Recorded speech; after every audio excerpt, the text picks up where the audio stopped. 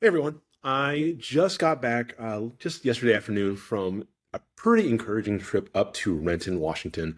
I went and participated in something called the Send Network Assessment, like a church planters assessment. I definitely butchered the title of that, but I've been trying to make sure that I'm communicating better as to what's happening as we prepare to, well, as I prepare to go and leave to plant a church. And actually, as of recording this, to tomorrow will be 1 week from my final day being on staff at Valley. And so, as I mentioned in some other videos, I really want to work on making sure that I'm communicating as best as I can and letting people know what's happening in my life so that you can continue to be praying and reaching out. So, to everyone who has been reaching out and connecting and wanting to know what's going on, thank you so much for your encouragement. Thank you for your prayers. And this is me trying to make sure that I'm keeping up with just keeping people up to date with what's going on. So, um, just just to kind of catch you up, I this week I went up to Renton, Washington for the Seattle Church Planters Assessment hosted by the Send Network, which is part of the North American Mission Board. That was actually a really cool trip and an amazing opportunity. I had been suggested to do this a while ago, maybe about 9 months to a year ago. And at the time, that just didn't work out. And I was able to participate this time, just, like a week or two before I actually leave to go plant a church. And I was able to participate in it. And that was really cool.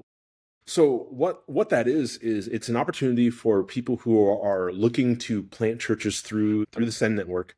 And what they do is planters go and they have their church, or they're sending church sponsors with them. I guess sponsors, is that the right word? I'm not sure if that's the right word for that. But so myself as a candidate, and then two elders from our church, Mike Freeman and, well, our pastor, and Phil Peters, they came as representatives of Valley as our sending church.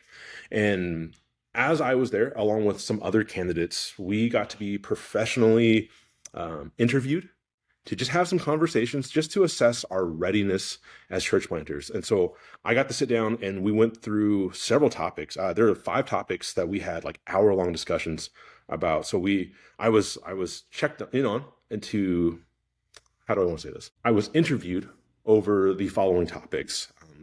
First was my missional strategy. What is it that I'm going to be doing, how I'm going to reach out, make disciples, interact with people, evangelize and disciple others in the Post Falls Coeur d'Alene area. Then we talked about my theology and my teaching. She just talked about, I don't know, how well am I at preparing sermons, and can I teach and can I handle the Word of God well? The next interview was about family dynamics and relationships, just in making sure. So I'm single, so it's a little different. But typically during that time, there'd be like the husband and wife church planters who are going, and they're just assessing, how is their relationship, how is support feeling. Ministry's hard, and I really do appreciate that there's a time and space for couples to be able to sit down and ask themselves like hard questions, and just to make sure that they're ready. As a side note, about maybe about a year ago, as I was preparing and trying to figure out where I was going to leave to go plant a church, I had a conversation with someone within the Northwest Baptist Convention, and we talked about like one of the reasons why church planters fail within the first couple years has a lot to do with the spouse at times, just because they're just like, maybe the husband is just like a go-getter and like, yeah, I'm here to do the church plant and I'm excited for this, but maybe the spouse wasn't ready for the lifestyle that they were going to adhere to. They just weren't ready, I guess, to see that. And oftentimes, when people move to plant churches, they're uprooting themselves from their support network, and so people deal with loneliness and all these other things. So there are a lot of challenges, and or those challenges have often to deal with just the family dynamic and relationships. So I'm really appreciative that there was an assessment to see how things are going. And yeah, for me, the next assessment was just practical leadership, how I have done with just leading others, if I've ever had opportunities to lead and to lead at a high capacity, to lead and to develop others, and what is my thoughts and my philosophies behind that. It was pretty good. And then the last one, the last assessment that I had was just my own spiritual and emotional health. Man, I appreciate that there are intentionalities built into the Send network that are asking people hard questions to make sure that people are ready. The purpose behind this entire assessment is to kind of figure out if someone is ready. There are three possible outcomes after having all these conversations. There's the green light saying that when people go through this assessment, yeah, they're ready to go. There's probably some recommendations as to how they can continue to grow and do and to further their own like development. Then there's also the yellow light. So when there are some opportunities for more development and take some time to ask someone to reassess whether or not church planting is for them. And then the last one actually is the red light, when they are thinking that church planting may not be the path that they should be on. And apparently there are situations that maybe someone goes through this assessment and they realize through this, it's recommended for them that this isn't for them. I'm really appreciative of how serious we're taking it and how we want to make sure that we're sending people out well, because there are, if a church planter or a pastor isn't healthy, mentally, spiritually, typically you're not going to lead a healthy congregation. Kind of as a side note, and just some thoughts I've had in my own life is like, as I look and I read about like how many people are falling away from the church, as we've talked about the deconstruction movement, we've talked about how people are like not really finding God in churches. I think a lot of that has to do with that we've lowered the bar with just sending people out when they just feel called into ministry. People who aren't trained, people who aren't equipped, people who will say things like God doesn't call the equipped, he equips the called, but then they don't take the opportunity to be equipped, and then they're out there leading people, and then that's why church hurt happens. Like that's a complex topic. There's a lot of reasons why church hurt happens. Church hurt is a real thing. And I think one of the reasons why that happens is because we have people in leadership positions that should not be in those positions. And so I'm very appreciative that they are doing these assessments to not necessarily tell people not to go into ministry, but to look at areas of growth that should be developed. I myself, I'm a growth oriented person. When I was younger, I read, John Maxwell's 21 Laws of Leadership. That law of the lid, that's a big deal to me, man. Like, we all have opportunities to grow. We all have weak areas, and we should be looking for those areas that need to be addressed and to grow those. And oftentimes you need other people looking in on your life to let you know what your blind spots are so you can work on growing in those areas.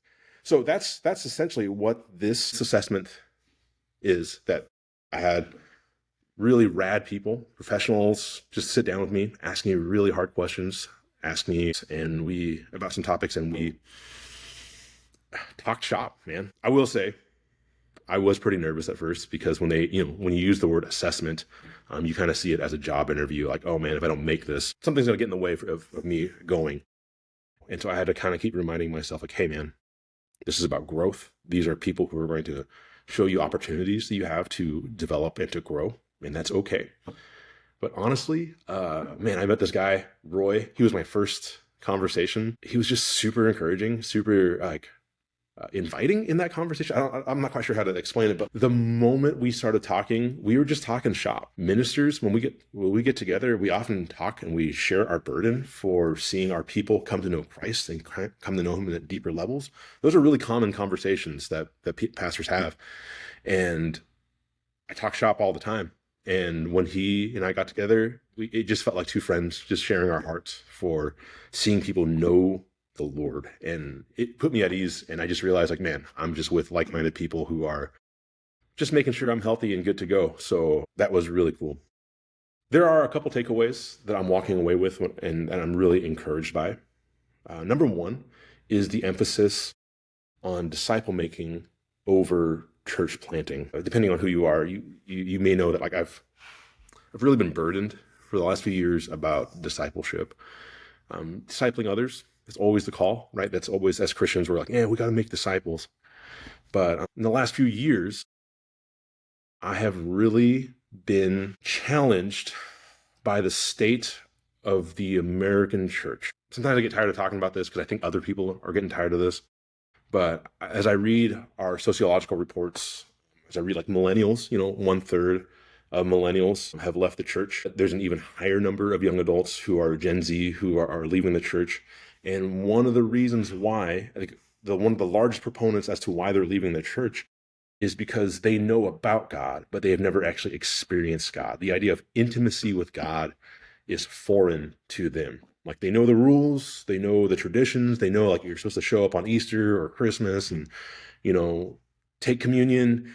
They know all these things, but they just haven't really experienced God. Or the people who do stick around, they're not Great Commission Christians. And if you've been walking with me, I'm so annoyed that we even have the term Great Commission Christians. Like, it's weird to me that you can be a Christian, quote unquote, and not be about the Great Commission. Matthew 28:18-20, like the thing that Jesus says, hey, go out and make disciples. Like, it's wild to me that people can be like, hey, I just want to know the hope of Jesus, and I just want to sit here, and I just want to know God loves me, and I just want to be fed spiritually and just learn really cool doctrine and interesting things. I want to be able to argue why we should be moral people. From a sociological standpoint, we essentially call those kind of Christians consumer Christians, people who go to church and they make it all about them, not realizing that they're supposed to be on the team and reaching out towards other people. And there are more and more books being written about that. And a book I read in the last year or so had this one statement that said, if you start a church, you'll get consumers. But if you make disciples, you'll get a church. And it really kind of helped me elevate what it really means to be a disciple of Jesus. I'm really convinced that when churches see a baptism service and they see that as the end goal, they're really missing out on a lot. Because when someone gets baptized and they've made a profession of faith, that's actually the beginning of the journey. I believe that we are saved to be sent. And so when we abandon people as baby Christians and we just teach them to just show up and to give and to just be a part of a gathering, we've done a disservice to them. And it makes the most sense to me that they haven't really experienced the Lord as time goes on. Like, when I'm serving, when I'm on mission, when I'm like stepping out of my comfort zone to do what God has called me to do, that's me stepping into situations where I have to rely on the Lord. And I get to experience him working in me and through me.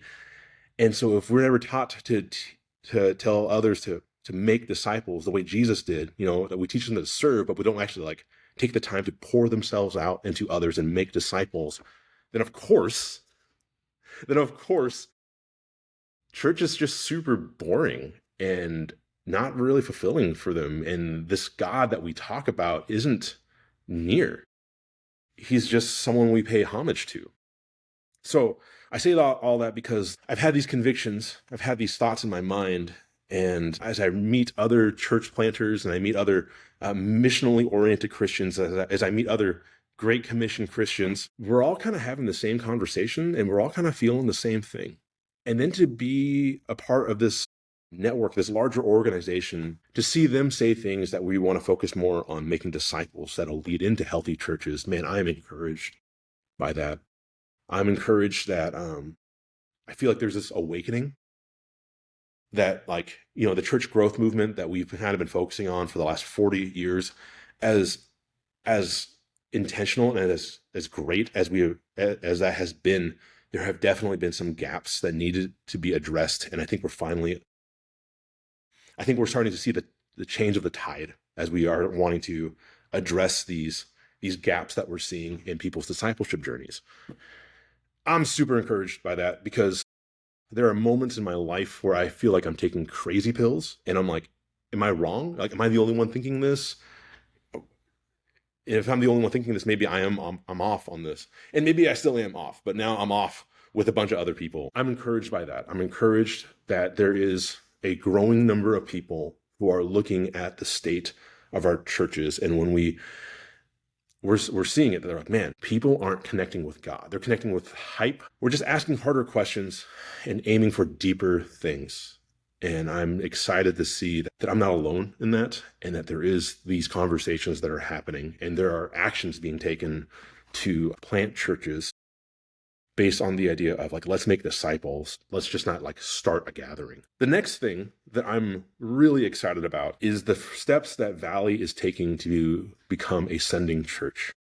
When I first showed up at Valley, man, I had the privilege to work with Lance, and we shared this dream of Valley becoming a sending church, that we would start a network of churches to send people out and plant other churches and still be associated with one another.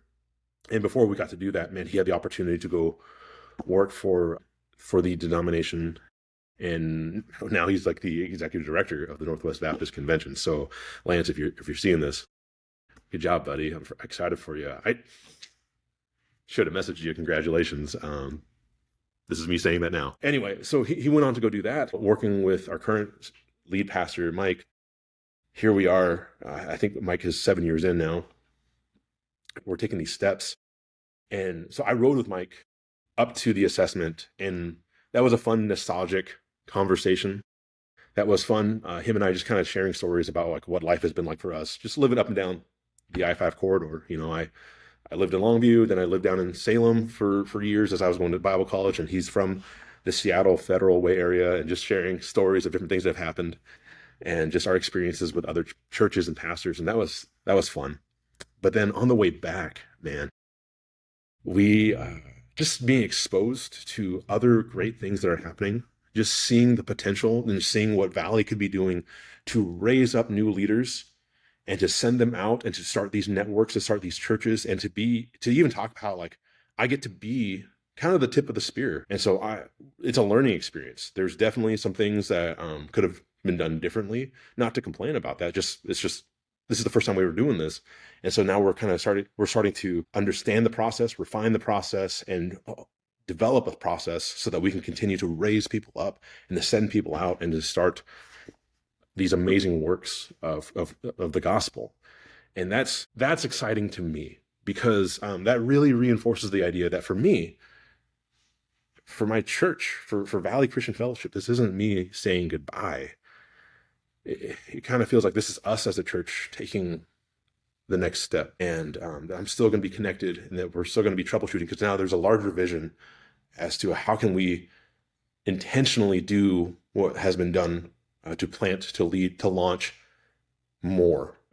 All this is exciting because the Great Commission, Matthew 28, 18 through 20, go therefore and make disciples of all nations, baptizing them in the name of the Father, the Son, and the Holy Spirit, teaching them to obey all that I have commanded you. That is the assignment. That's the mission. That's what we were given as followers of Jesus. I am excited to step forward together to embrace the Great Commission at a whole different level right now. So that's basically what happened the last couple of days. From here on out, when I left, the assessors, they all get together and then they start talking to each other about what they see in each candidate. And in the coming weeks, I'm supposed to get a call from someone from the Send Network to kind of go over with me, did I get the green light, the yellow light, or the red light? And then they're going to share with me, no matter what, there's always going to be some areas of growth to consider. And I'm excited for that conversation because I want to keep growing. Ideally, I think these assessments are supposed to happen maybe within like a couple years of you actually leaving. I actually leave within like a month here. So my last day at Valley is a week from tomorrow.